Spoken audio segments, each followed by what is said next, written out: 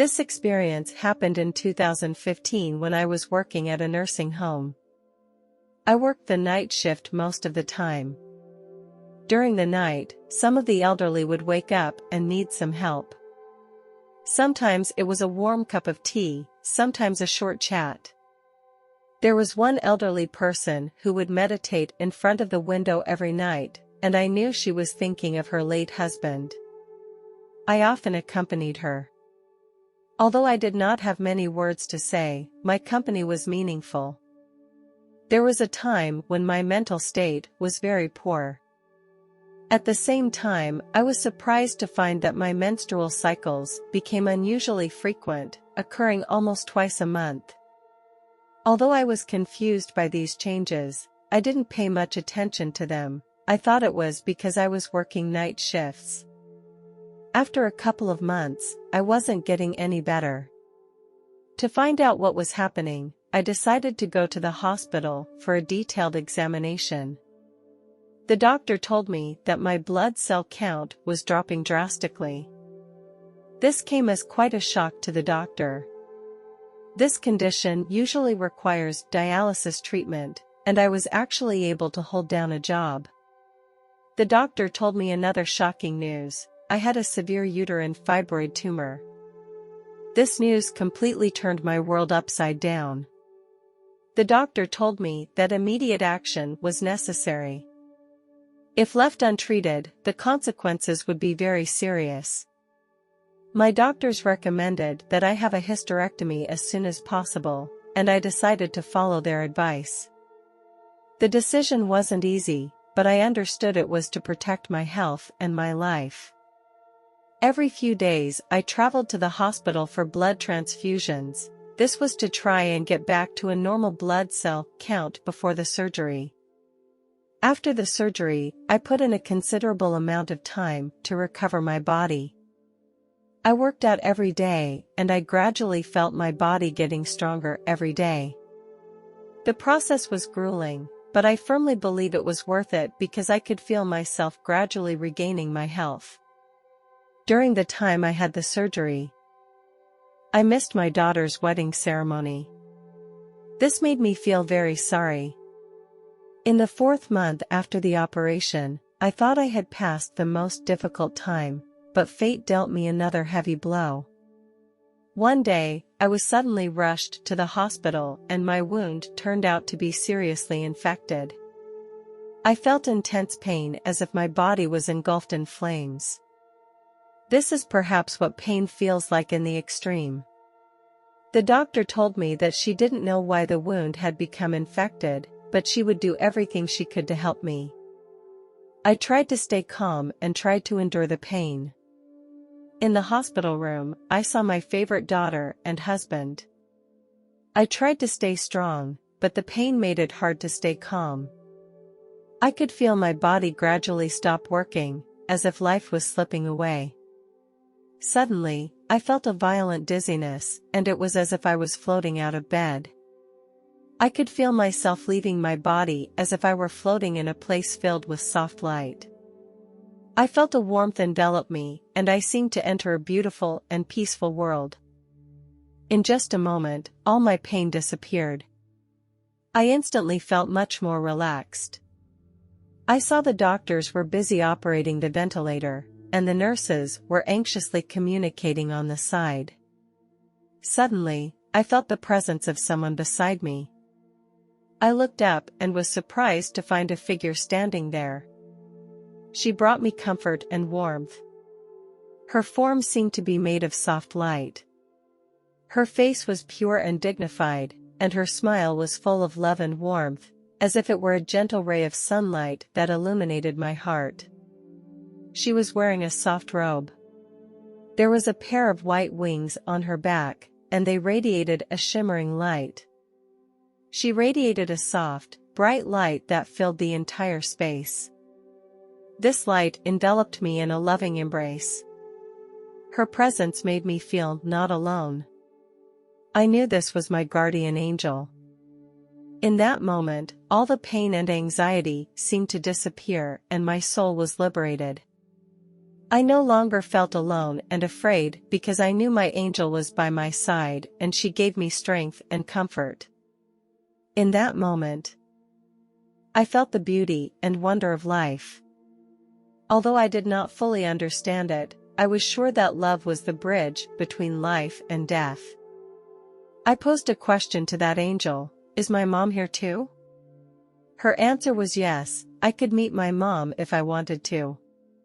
I knew that this was an incredible opportunity, yet I did not make an immediate decision. In this space, surrounded by light, I felt a serenity that I cannot put into words. The feeling was somewhat similar to what I experience when I go to church, but here it was infinitely amplified. It was as if I was in a realm beyond reality, feeling endless love and peace. Suddenly, I was pulled by invisible forces back into my body again. I struggled to open my eyes, and I felt the pain once more. My husband was sitting by my bedside, and I knew that I had not left this world. However, as soon as I closed my eyes again, I was able to return to my angel and feel her warmth and love. Over the next 2 days, I traveled back and forth between the two worlds. When I was with the angel, I was surprised to find that the outline of my body was surrounded by a golden glow. The light was not static, but flowing. I was connected to the angelic light. In this state, I felt intimately connected to the universe, and I was intertwined with everything. I asked the angels many questions, and I longed to learn more about the mysteries of life. I asked the angel, "What is our purpose here on earth?" Her answer said to discover unconditional love within and then offer it to others. We are all on this path. The difference between us is how well we know love. No path is better or more important. We are all growing and changing. This response made me realize that love is our common goal and mission, regardless of our experiences and backgrounds. Everyone's growth is unique. I went on to ask the angels, "Can I come back to Earth?" The angel replied to me that it is up to you. You will have several opportunities in your life to choose to stay on Earth or go home. I began to think hard about my answer. I felt the connection between myself and the angels. I felt very sad to leave this wonderful place. I suddenly thought of my child. I knew she had been through a lot and losing her mother would be too much for her to bear.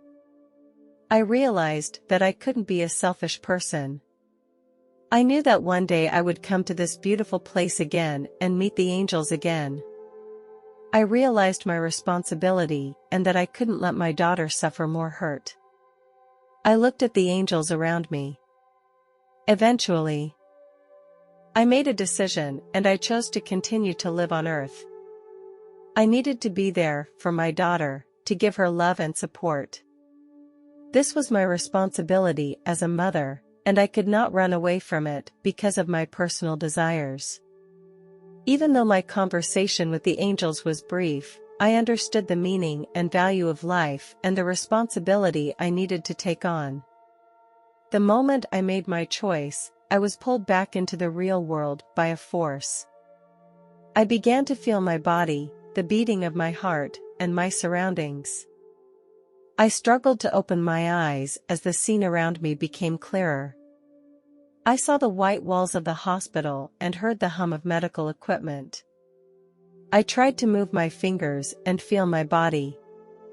Gradually, as time passed, I began to regain control of my body. I saw the doctor standing there. The doctor told me that my appendix had burst suddenly 2 days ago, causing a serious infection. Fortunately, the antibiotics I had taken earlier had played a key role in stopping the infection from spreading throughout my body. If I hadn't been in such a good health condition, it would probably have ended differently. This experience has made me appreciate life even more.